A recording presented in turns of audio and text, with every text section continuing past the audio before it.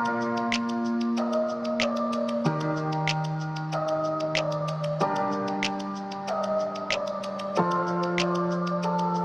can swear, I can joke, I say what's on. Kewirausahaan.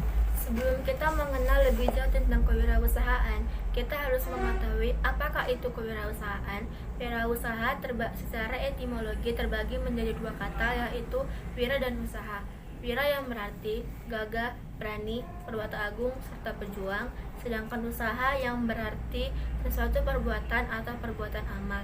Adapun beberapa teori yang menyampaikan tentang kewirausahaan menurut ilmuwan. Salah satunya adalah Joseph Schumpeter pada tahun 1934. Ia merupakan ilmuwan sekaligus ekonom yang berasal dari Austria, Amerika.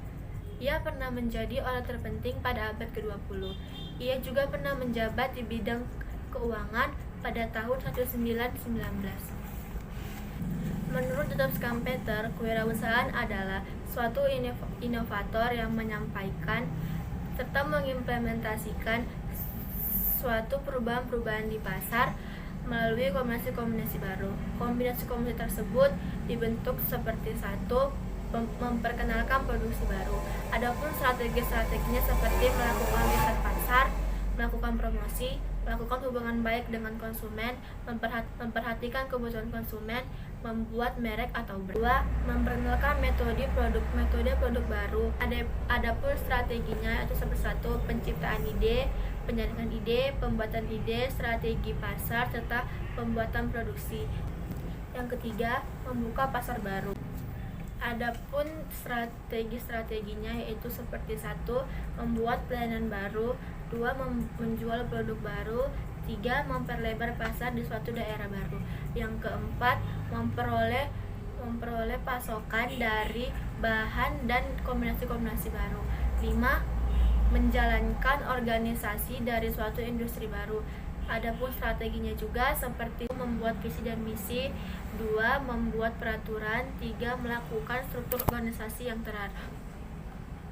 Ilmuwan yang kedua bernama Ahmad Sanusi pada tahun 1994. Ia mengatakan bahwa kewirausahaan adalah suatu nilai yang diwujudkan dalam bentuk perilaku yang dijadikan sebagai dasar sumber daya, tenaga penggerak, kiat, siasat, tujuan, proses, dan hasil bisnis. Adapun menurut ahli berikutnya yaitu Richard Cantillon pada tahun 1973, kewirausahaan didefinisikan sebagai bekerja sendiri atau self-employment. Setelah kita tahu apa itu wirausaha, kita juga harus mengetahui etika dari seorang wirausaha. Dalam melakukan segala sesuatu, kita harus memiliki etika-etika yang baik dan harus mengikuti norma-norma yang berlaku di daerah tersebut. Terlebih seorang pengusaha, dia harus memiliki etika yang baik, attitude yang baik, dan dia harus mengikuti norma-norma yang ada dalam daerah tersebut. Dengan begitu, dia dapat menarik simpati dari masyarakat tersebut dan dapat memperbesar dan menjadikan usahanya menjadi maju. Kalau dia melanggar norma-norma tersebut dan memiliki etika yang tidak baik, maka banyaknya orang yang tidak suka dan dapat menghancurkan usaha dari sang pengusaha tersebut. Dalam etika berusaha perlu ada ketentuan yang mengaturnya. Adapun ketentuan-ketentuan yang mengaturnya adalah sebagai berikut. 1. Seorang pengusaha harus mengikuti norma yang berlaku pada negara atau masyarakat. Di sini dijelaskan bahwa seorang pengusaha harus memiliki etika dan harus menaati norma yang berlaku di negara tersebut agar si pengusaha dapat menarik perhatian atau mengambil hati masyarakat agar usahanya menjadi lancar dan menjadi maju ke depannya dan dapat bertahan lama. Dengan itu, dia dengan masyarakat dapat berhubungan dengan baik sehingga saat ada masalah saat dengan si pengusaha, masyarakat juga dapat membantunya berpartisipasi dengan apa yang. Yang kedua, seorang wirausaha harus memiliki penampilan yang apik, sopan, dan harus pandai menempatkan penampilan pada acara-acara tertentu. Di sini dijelaskan bahwa si pengusaha harus pandai-pandai dalam memilih pakaian dan harus pandai-pandai dalam menggunakan pakaian dan pada saat acara apa itu. Dan dia harus menggunakan pakaian yang sopan agar tidak ada masyarakat ataupun rekan bisnis yang terganggu dengan pakaian dia. Yang ketiga, seorang pengusaha harus berpakaian dengan sopan sesuai acara dan waktu tertentu. Di sini dijelaskan bahwa si pengusaha harus selalu berpakaian dengan sopan dan harus pandai memilah-milah baju pada saat acara apa dia sedang berada, agar masyarakat ataupun rekan bisnis yang berada bersama dia tidak risih dengan penampilan dia dan tidak akan merasa terganggu dengan kehadiran dia. Yang keempat, si pengusaha harus bisa menjaga bicaranya dengan penuh tata krama, sopan santun, dan tidak menyinggung atau mencela hati orang lain. Di sini, si pengusaha dituntut untuk tidak berkata kasar, harus sesuai tata krama, dan tidak menyinggung atau menyakiti perasaan orang lain. Jika si pengusaha menyinggung atau menyakiti atau mengucap kata-kata kasar kepada orang lain, itu bakal menjatuhkan image pengusaha dan bahkan bisa membuat usahanya hancur dan tidak dapat menarik perhatian orang lain. Sebaliknya, jika si pengusaha bisa bersikap sopan santun, bisa menjaga bicaranya, menjaga tata keramanya, usaha dia bakalan semakin maju karena banyak orang yang tertarik dan suka dengan dia. Yang kelima, gerak-gerik pengusaha dapat menyenangkan orang lain, hindari gerak-gerik yang mencurigakan.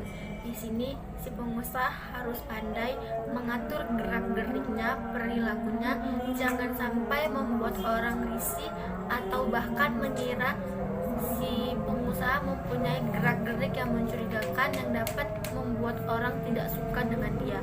Itu bisa menjatuhkan image dia atau bahkan orang tidak suka dengan dia dan menolak semua hasil usaha dia. Sedangkan jika dia berperilaku baik atau gerak-geriknya menyenangkan, orang bakalan simpati dan langsung mau bergabung dengan usaha dia, mau investasi dengan dia. Karena dia memiliki gerak-gerik yang menyenangkan dan sikap yang baik, orang bakalan tertarik dengan apa yang disampaikan dia dan banyak yang mau bergabung dengan dia sehingga usaha dia menjadi maju. Kemudian, etika dan norma harus ada dalam setiap pengusaha adalah sebagai berikut. 1. Kejujuran. Kejujuran adalah hal yang terpenting. Seorang pengusaha harus mempunyai kejujuran dalam sikap maupun omongan maupun tindakan, karena pengusaha harus bisa dipegang omongannya. Jika dia berkata jujur, maka banyak orang yang bakalan percaya dan simpati kepada dia, karena itu sangat bagus untuk urusan bisnisnya.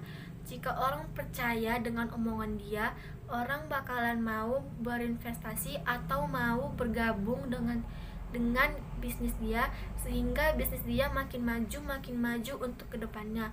Tapi sebaliknya, jika dia sering berkata bohong atau bersikap tidak enak kepada orang, membuat orang risih terhadap dia, usaha dia bakalan hancur atau bahkan bisa menjadi bangkrut untuk kedepannya karena dia bersikap tidak sopan dan orangnya tidak jujur kepada setiap orang. Kedua, bertanggung jawab. Pengusaha harus bertanggung jawab akan sahamnya ataupun akan usahanya yang dijalaninya. Bukan hanya itu, pengusaha juga harus bertanggung jawab bukan hanya sekedar kewajiban, tetapi dia harus bertanggung jawab kepada karyawannya serta pemerintah. Dia harus bertanggung jawab akan hal-hal yang bersangkut paut dengan usahanya seperti kegiatan membayar pajak ataupun membayar gaji karyawan dengan tepat waktu. 3. Menepati janji. Di sini, pengusaha dituntut untuk selalu menepati janjinya, misalnya dalam pengiriman, pembayaran, serta pengambilan. Di situ, dia dituntut untuk selalu tepat waktu dalam hal itu. Jika si pengusaha tidak memegang janjinya atau melanggar janjinya, orang akan tidak suka dengan dia dan itu bakal menghancurkan image dia.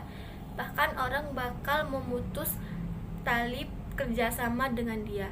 Itu menjadi buruk akan usaha dia karena usaha dia bakal menjadi hancur bahkan menjadi bangkrut. Tapi sebaliknya, jika dia menepati janjinya, orang bakal lebih simpati dan akan lebih banyak untuk mau bergabung dengan dia, dan itu bisa membuat usahanya menjadi maju untuk kedepannya. Yang keempat, disiplin. Si pengusaha dituntut untuk selalu disiplin dalam kegiatan yang bersangkutan dengan usahanya. Misalnya dalam kegiatan pelaporan kegiatan atau pengiriman. Karena jika si pengusaha disiplin dalam hal tersebut, orang bakalan lebih simpati dan suka dengan sikap dia. Jika dia disiplin, orang bakalan banyak menjadi mau ikut bergabung dengan dia, dan bahkan dia menjadi beruntung dan usaha dia semakin lama semakin maju. Tapi jika dia bersikap tidak senonoh atau tidak bahkan membuat orang tidak suka dengan dia, itu bakalan memperburuk usaha dia dan dia bisa menjadi bangkrut. 5. Taat akan hukum. Di sini si pengusaha, jika dia melanggar hukum, itu bakalan berakibat fatal akan usaha yang dia lakukan, karena pemerintah dapat menutup usahanya, misalnya gara-gara dia tidak membayar pajak. Tetapi jika dia menaatinya, orang bakalan simpati dan lebih suka dengan usaha dia karena dia selalu taat akan hukum yang berlaku di tempat tersebut. Yang ketujuh, menghormati dan memiliki komitmen. Di sini sang pengusaha dituntut untuk memiliki komitmen, tetapi dia juga harus bisa menghargai komitmen seseorang sehingga dia dapat bekerja sama dengan baik dengan orang tersebut walaupun memiliki perbedaan komitmen, dan itu tidak menjadi penghalang untuk bisnis mereka bekerja sama. Mengejar prestasi. Di sini sang pengusaha dituntut untuk selalu mengejar prestasi setinggi mungkin sehingga perusahaan tersebut dapat maju dari waktu ke waktu hingga masyarakat dapat mengapresiasikan itu. Dan si pengusaha harus dapat bertahan dalam situasi dan kondisi yang dijalaninya walaupun keadaan yang sulit sekalipun. Tujuan dan manfaat etika wirausaha. Etika sangatlah penting bagi seorang wirausaha. Selain etika, tujuan juga sangat penting, dan setiap perusahaan memiliki tujuan tertentu. Selain tujuan, etika juga sangat penting bagi perusahaan jika dilakukan dengan sungguh-sungguh dan benar-benar. Itu merupakan tujuan dari etika yang ingin dicapai oleh setiap perusahaan, yaitu 1. Persahabatan dan keakraban. Persahabatan dan keakraban dapat mempererat persahabatan dan keakraban kita dengan karyawan, rekan bisnis, atau orang-orang yang berkaitan dengan usaha tersebut. 2. Menyenangkan orang lain. Sikap menyenangkan orang lain merupakan sikap yang mulia. Jika kita dapat menyenangkan orang lain, orang bakal tertarik dengan usaha kita dan usaha kita dapat lebih maju. Membujuk pelanggan. Di sini sang pengusaha dituntut untuk bisa mengambil hati si pelanggan karena setiap pelanggan memiliki karakter yang berbeda-beda dan sifat yang berbeda-beda. Itu merupakan tantangan untuk si pengusaha agar bisa mengambil hati si pelanggannya. Selanjutnya, mempertahankan pelanggan.